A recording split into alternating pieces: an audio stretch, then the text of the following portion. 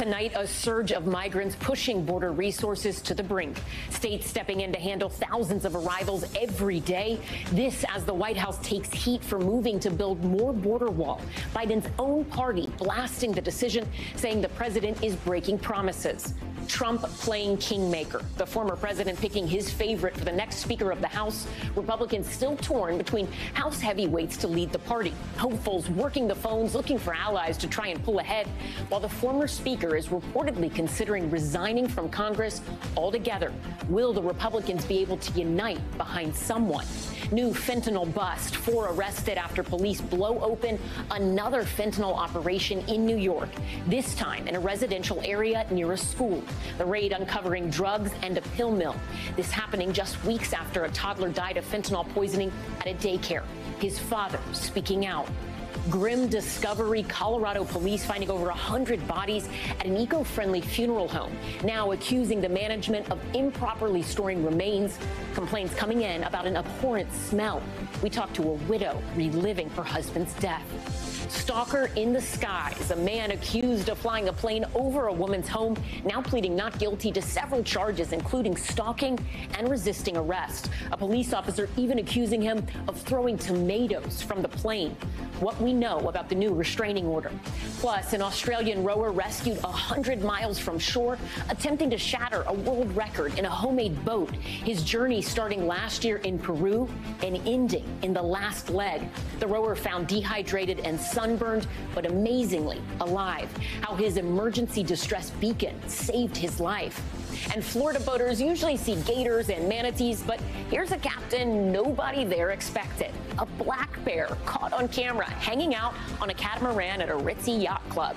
Boaters in the area watching the bear for nearly an hour right next to a busy downtown area. Top Story starts right now.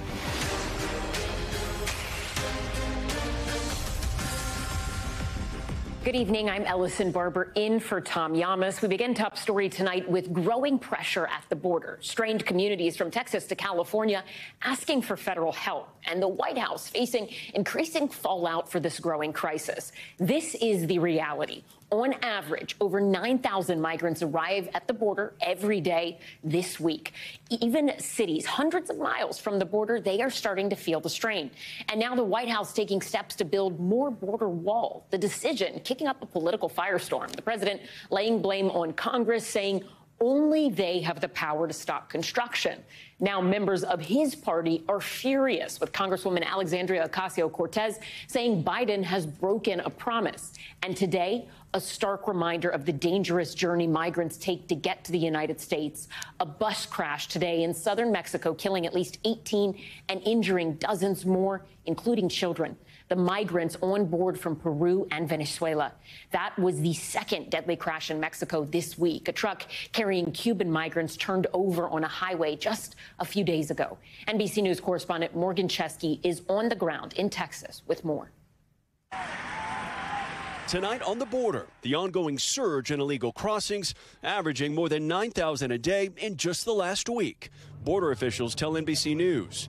And now new fallout after that broken campaign pledge from President Biden, funding nearly 20 miles of new border wall in Starr County, Texas. The president again today defending the decision.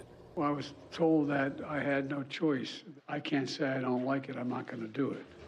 The money allocated by Congress during the Trump administration. Mr. Biden saying he tried to get lawmakers to change it, but they refused, and the law required the wall money to be spent. Now he's facing bipartisan criticism, including from key Democrats upset over the new wall. I think it's a terrible idea. I think it's a broken promise. After then candidate Biden said this during the campaign. There will not be another foot of wall constructed on my administration. While Republicans say Biden border policies are encouraging the migrant surge, reactions tonight here in Starr County, where the additional wall would go up. We need more 20 miles, make it 40 or 60. County Judge Eloy Vera says he still has not been told where exactly the wall would go. We have a lot of questions, and personally, a lot of things that I don't agree with. The Rio Grande Valley needs a solution, yes, but you don't believe the wall's the answer. Exactly.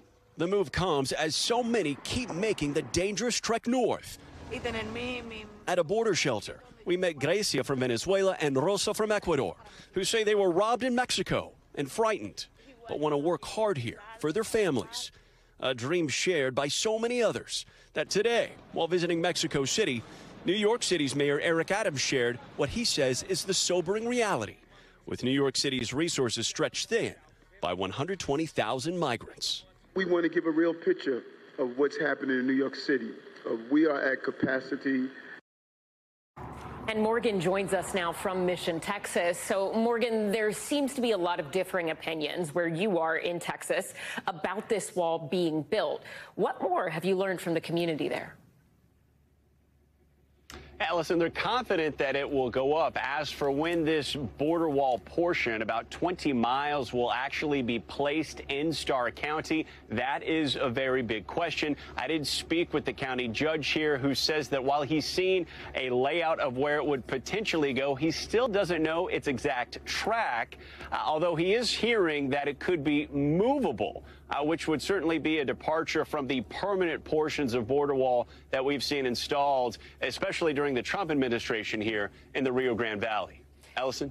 And Morgan, what else do we know about why the Biden administration had to act on this right now, or at least why they felt that way? This is interesting. The White House is saying that by law, they had to spend these appropriated funds by the end of the fiscal year in 2023. That happens to be September 30th. So despite the president saying that he essentially didn't want to do this, by law, they had to spend that money by that date or face an even bigger issue of breaking the law that has been in place now for decades. And so that is why we heard the president say repeatedly he wished he didn't have to do this, although he felt his hands were tied. But an important note to bring up here, Ellison, that despite that, the Biden administration did still waive 26 federal laws in order to facilitate the building of this border wall extension. Allison? Morgan Chesky in Texas, thank you. Next to Capitol Hill in the showdown over who will be the next House Speaker. Republicans hoping to elect a speaker early next week, with two high-profile members pushing for the job. But former President Donald Trump could be putting his thumb on the scale by endorsing one of the two. Garrett Haake has the latest. Tonight, the race for the Speaker's gavel intensifying, with former President Trump weighing in, declaring conservative firebrand Jim Jordan has his, quote, complete and total endorsement. He's a great guy. He's been very successful, very respected. He's doing a fantastic job right now.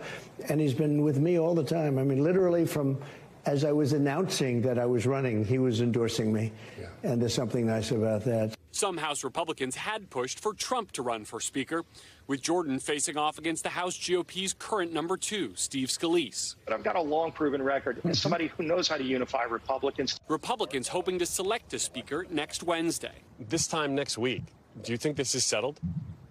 Look, I think it's going to take a little bit of time. Is it possible to get there on Wednesday? Sure. Is it likely? No. But many are also pushing for rules changes, so the small handful of Republicans who joined with Democrats to remove Speaker Kevin McCarthy cannot do it again. Matt Gaetz and those hardliners, they're a real problem.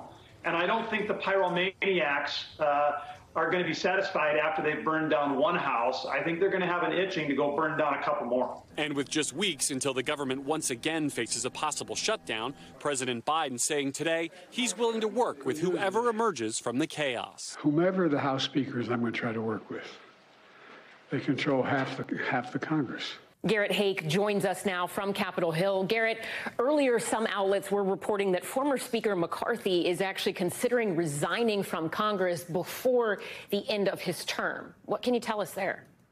Well, Ellison, I was with a group of reporters outside his office when McCarthy came out to try to dispel those rumors. He told us in no uncertain terms he intends to keep serving, said he would serve out the remainder of his term. Even when pressed, said he's planning on running for re-election. The only other recent speaker to stay on the job after losing the speakership in one way or the other has been Nancy Pelosi, McCarthy's former foil. I'll be interested to see whether Congressman McCarthy feels the same way around Christmas time or so, after several months not having all those perks and trappings of leadership. But for now, the congressman from Bakersfield says he's sticking around, Ellison.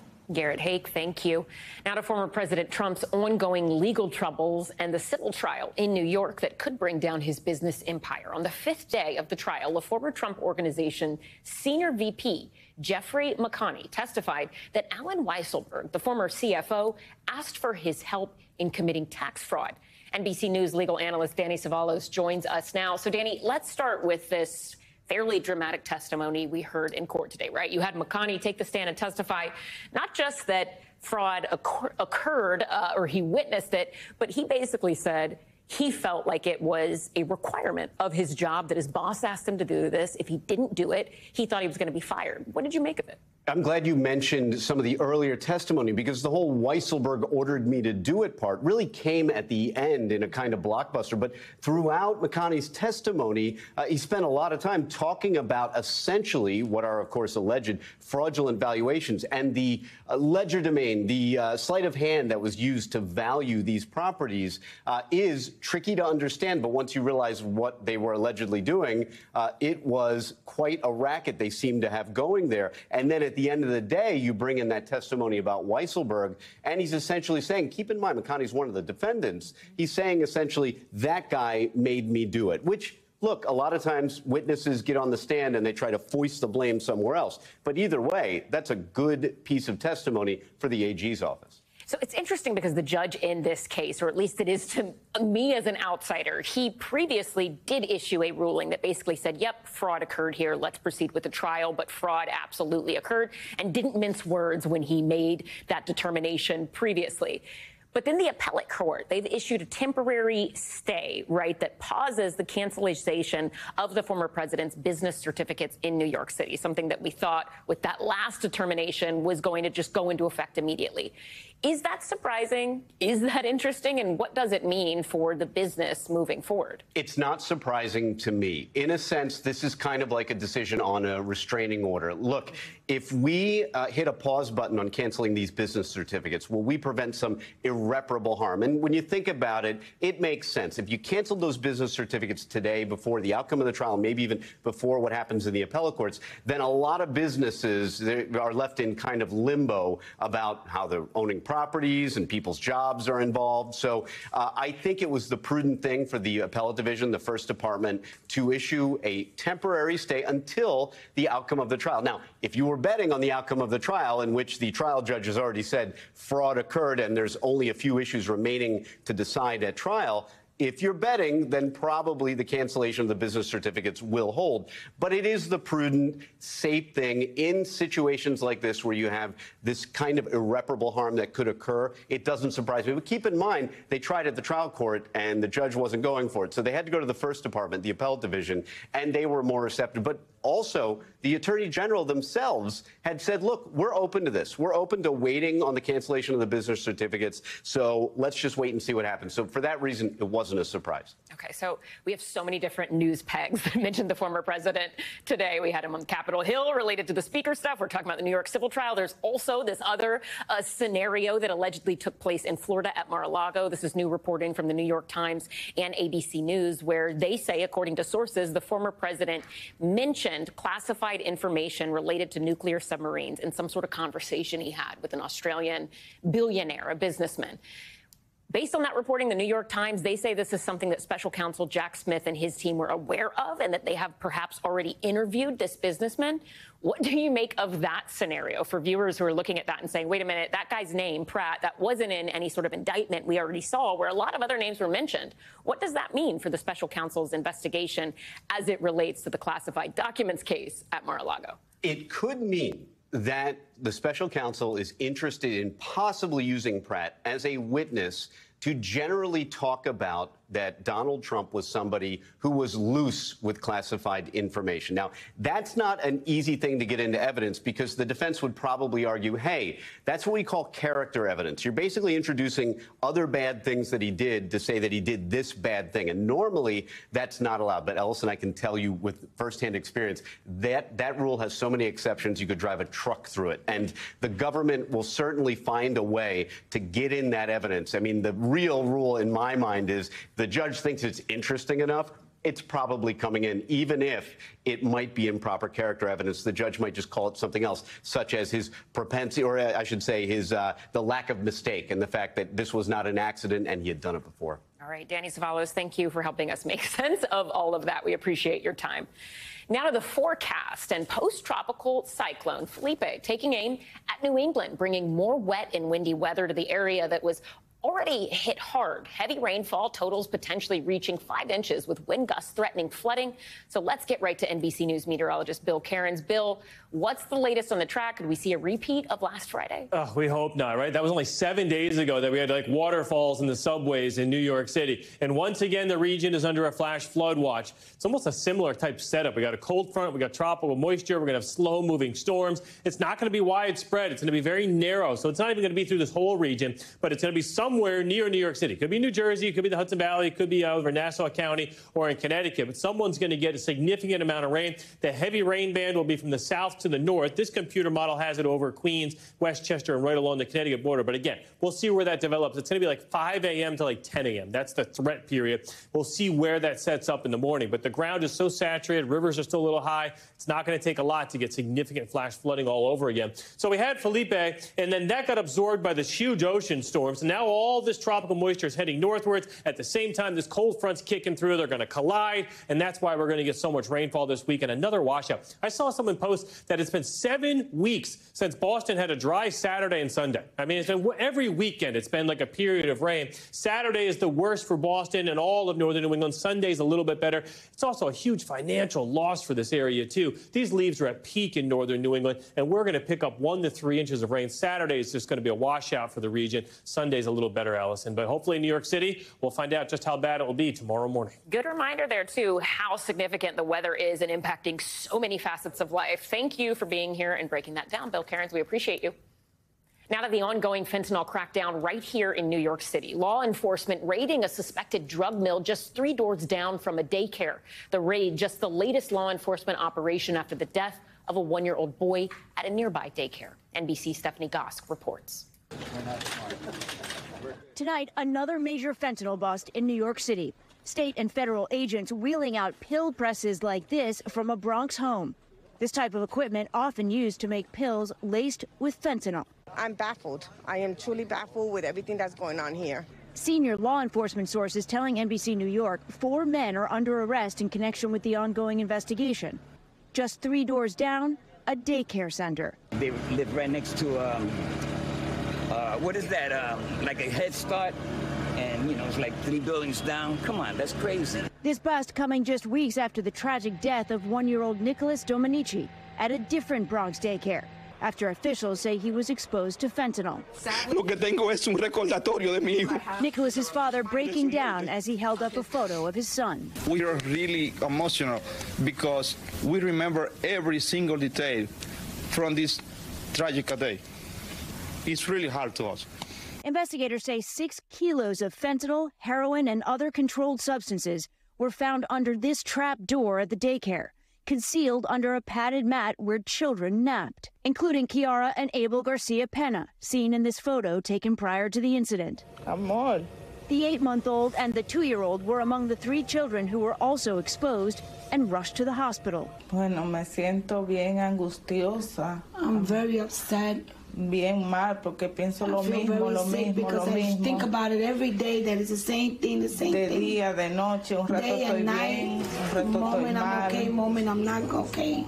What we have to do is make sure that this never, ever, ever happens again to another child. The daycare's operator, Gray Mendez, her husband, Felix Herrera Garcia, and brother-in-law, Carlisto Brito, appearing before a Bronx judge yesterday, all pleading not guilty and have been held without bail. The Bronx district attorney announcing a grand jury has indicted all 3 for Nicholas's murder, among other charges. Our sorrow is matched only by the outrage, because these babies were used as shields to protect a narcotics operation. Nicholas's death was entirely, excruciatingly needless and avoidable. Stephanie Gosk, NBC News. Now to the promising new jobs report just out today. The U.S. adding roughly 336,000 new jobs in September. That's doubling market projections. Today, President Biden touting his economic policy, saying they're responsible for that growth. We have the highest share of working-age Americans in the workforce in 20 years. And it's no accident. It's Bidenomics. We're growing the economy from the middle out, the bottom up, not the top down. For more on this new jobs report, I want to bring in Tom Costello to help us break down some of these numbers. Tom, this report, everybody seems to be saying, wow, great news, crushing expectations, a lot of big buzzy phrases around it, right? Yeah. Good news for the American workforce. Break it down for us, though. How do these numbers compare to other jobs reports? And is it as good as everyone seems to be saying? This is a blowout report. Make no mistake about it. September had very strong job growth, and that means employers continue to hire, and that may suggest a recession is not on the horizon. Now, the unemployment rate remains at 3.8%, and that's close to a 54-year low. And you heard President Biden taking some credit for that today. But the bottom line here is that this economy continues to churn out jobs. That's dramatic. And July and August jobs numbers were also revised up. More jobs then. Hourly wages have increased moderately. But here's the problem now. The Fed has been hiking interest rates to try to slow the economy and bring inflation down, right?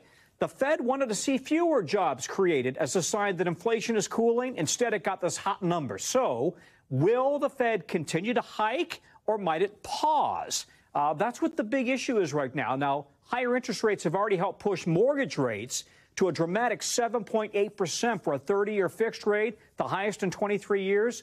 So we'll see how this plays out. All eyes are on the Fed right now. Do we have a Goldilocks economy? Not too hot, not too cold, and in fact, adding a lot of jobs.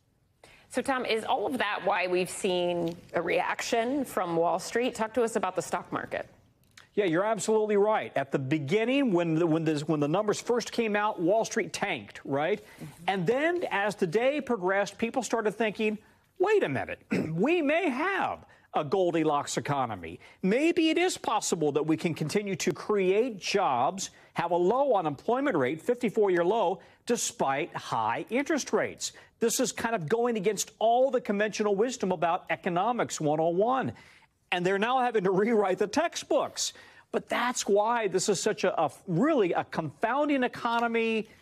And now people are thinking maybe we should think of this more as glass half full rather than half empty. All right, Tom Costello, thank you. We appreciate it. You bet. Still ahead tonight, an urgent manhunt in Philadelphia. Police issuing a warrant for a man who they believe shot a journalist in his home. Why they say he's their primary suspect. Plus, a grim discovery in Colorado. Why hazmat teams had to move in at this funeral home that claims to be environmentally friendly. And stalker in the skies, a pilot accused of flying over a woman's home, even throwing tomatoes at her. How he's explaining that strange behavior and what we're hearing from his alleged victim. Stay with us.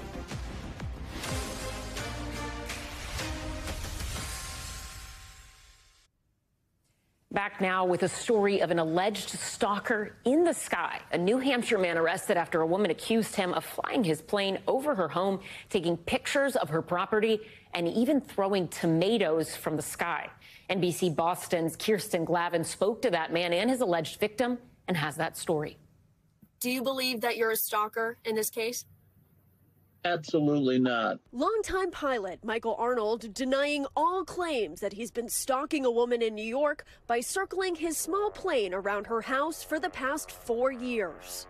She's saying I'm stalking her. How do you stalk somebody from the air? The whole thing is ridiculous. She's a nut. The Manchester man arrested in Bennington, Vermont on Tuesday after a lengthy FBI investigation.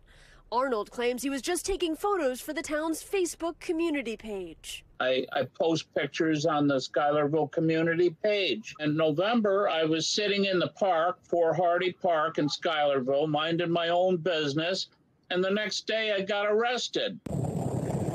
The beef beginning when Arnold says he got food poisoning from eating bad food at the woman's restaurant in Schuylerville. And I sent her a couple of nice emails, no swearing or nothing in it, and just basically told her to grow up. But according to that woman, Cassie Willis, that wasn't what he sent. I all of a sudden get an email.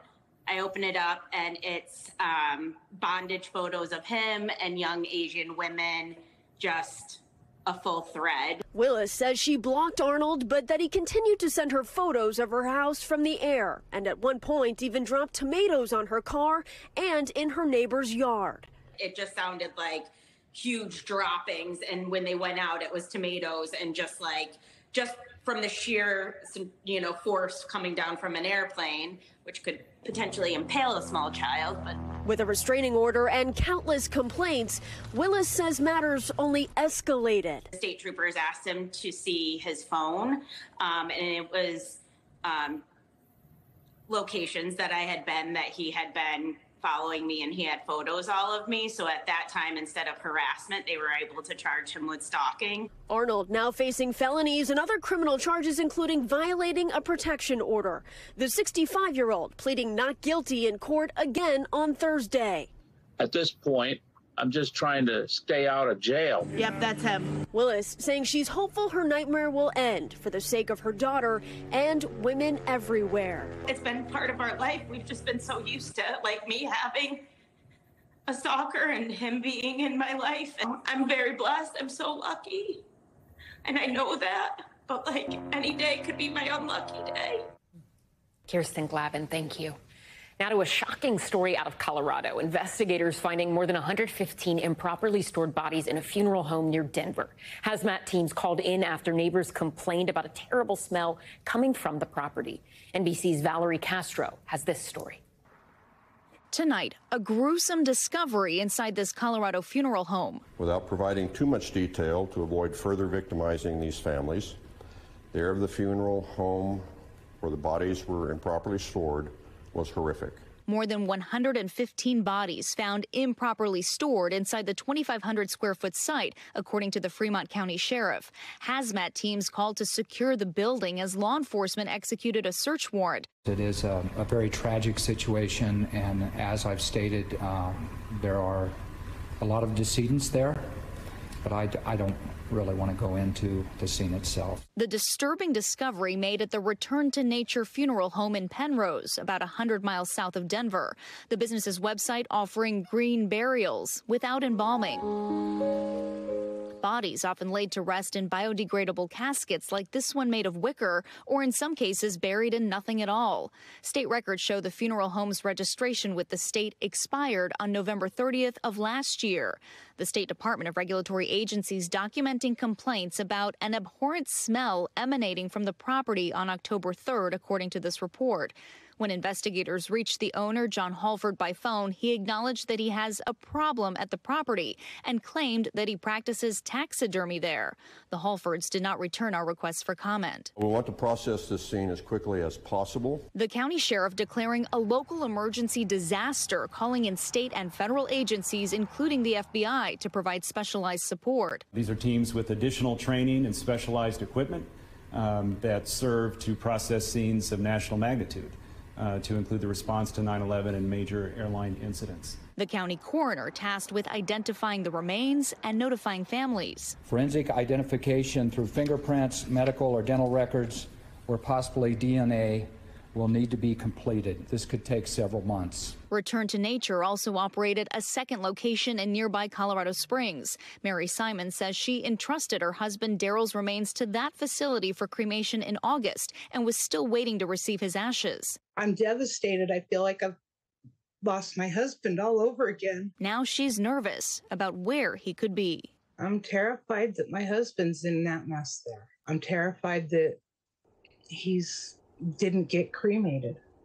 And Valerie joins us now in studio. So Valerie, listening to that woman, you can understand her anguish, her worry? What sort of charges, if any, could the owners be facing? So right now, the Sheriff's Department says that's unclear, and that will all be part of this longer investigation, but that could take several months. The state regulatory agency that wrote up that report, they do allege that the owner attempted to conceal the improper storage of human remains. So that will probably play into that investigation. The FBI is also launching a federal investigation to see if any federal laws were violated. And Ellison, we should note that in the state of Colorado, it is not required to have a license to be an individual funeral home operator.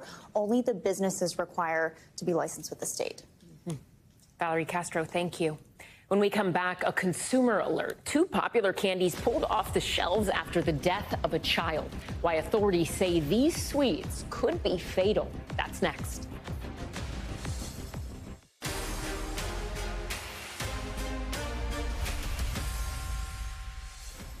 We're back now with Top Stories news feed, and we begin with the urgent manhunt for a murder suspect in Philadelphia. Police tonight issuing a warrant for 19-year-old Robert Edmund Davis, who they say is the primary suspect in the murder of journalist Josh Kruger. Kruger, who is an LGBTQ+ activist and advocate for the homeless, was shot in his home on Monday. Investigators believe the two were acquaintances, but they have not yet identified a possible motive. Police say Davis was seen in the area at the time of the murder. Body camera footage capturing the arrest of the man who police say orchestrated the murder of Tupac Shakur. The video shows police nabbing an unsuspecting Dwayne Keith Davis as he went on a walk in his Las Vegas neighborhood last week. Davis has been charged with murder with a deadly weapon for the 1996 killing that stunned the rap world. He is due in court for a plea hearing later this month. And a consumer alert tonight. 2 companies recalling popular candies after the death of a young child. The recall affecting 70 million units of the Slime Liquor Sour Rolling Liquid Candy and the Cocoa Candy Rolling Candy, which are sold in stores across the country. They contain a small sour ball that rolls on the tongue, but one of them caused a 7-year-old to choke in April after it got stuck in her throat. And a black bear getting in some R&R on a boat. Members of a ritzy yacht club in Naples, Florida, recording in absolute amazement as this unexpected guest hung out on a deck. Patrons saying they have never, ever seen this before, but experts believe the fuzzy visitor was likely just searching for food. The Florida Fish and Wildlife Commission has been notified and is tracking the bear's movements.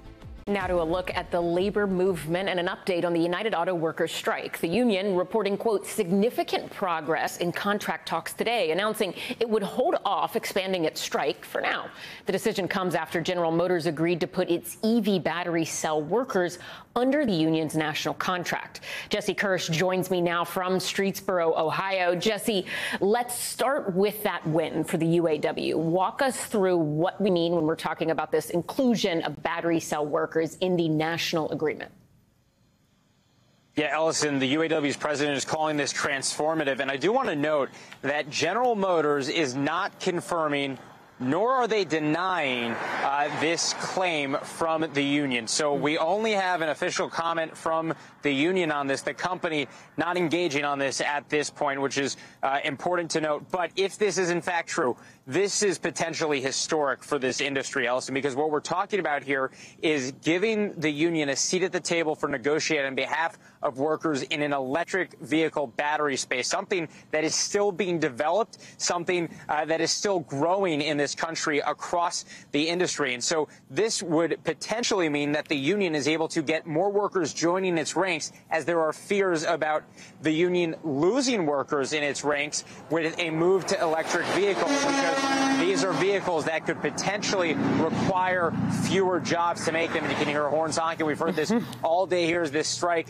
continues now, going on for weeks. But we won't be hearing honking at additional sites for the time being, because the union said it is not expanding its strike against any of the big three automakers, with progress being made with GM, Ford, and Stellantis. But this news about electric vehicle batteries is really something to keep an eye on, Ellison, because we could see this ramp up the pressure on Stellantis and Ford to potentially try to meet what GM is now apparently offering. But again, the company not commenting on this yet.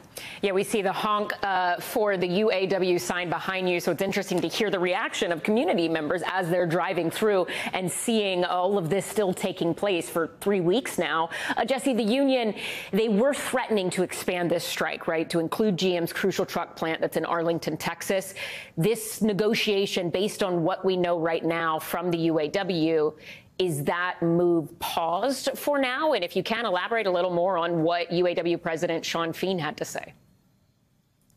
Yeah, so Shawn Fain earlier said that just before making his announcement, GM came to them with updated offerings that led them to not expand the strike against what the union says is a highly profitable facility for the company, which makes the likes of a Chevy Suburban.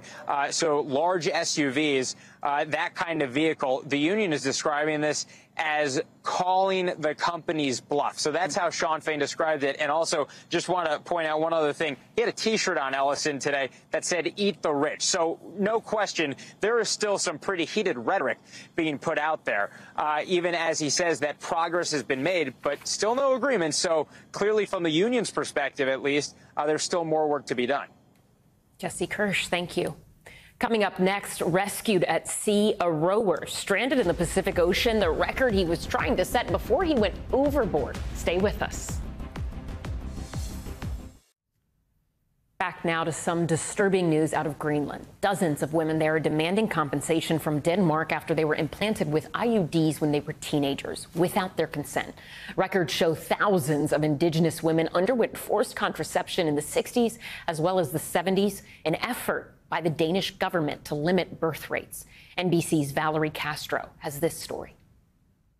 Tonight, the contraception scandal in Greenland. A group of about 67 women now demanding compensation from the Danish government after they say they were forced to undergo involuntary procedures as young teens to prevent pregnancy.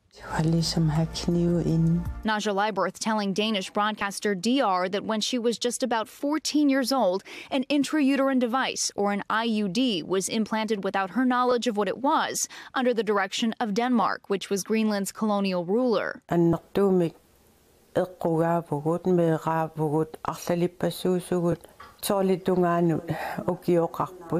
Last year, a Danish podcast entitled The Spiral Campaign, bringing to light the effort by Denmark in the 1960s and 1970s to limit birth rates in Greenland, including among Indigenous women. DR uncovering records that show 4,500 intrauterine devices were implanted without consent or knowledge in girls as young as 13, about half of the country's fertile population at the time. Birth rates in Greenland began a steep decline in the 1960s. Both countries launching an investigation last year after the podcast, with a final report expected in 2025. But the women, now in their 70s and 80s, say they've waited long enough, filing a claim of compensation against the Danish government.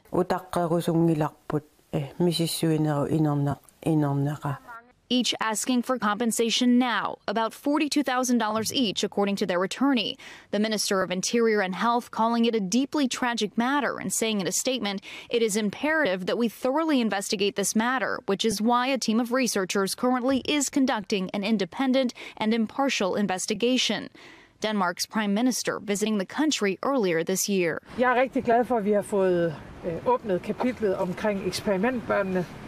Det var nødvendigt.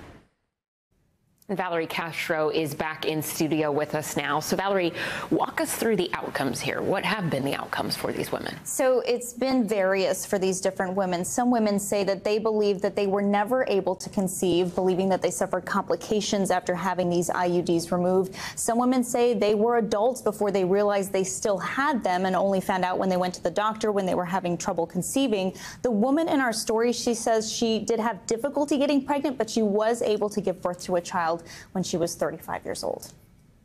Valerie Castro, thank you. We appreciate it.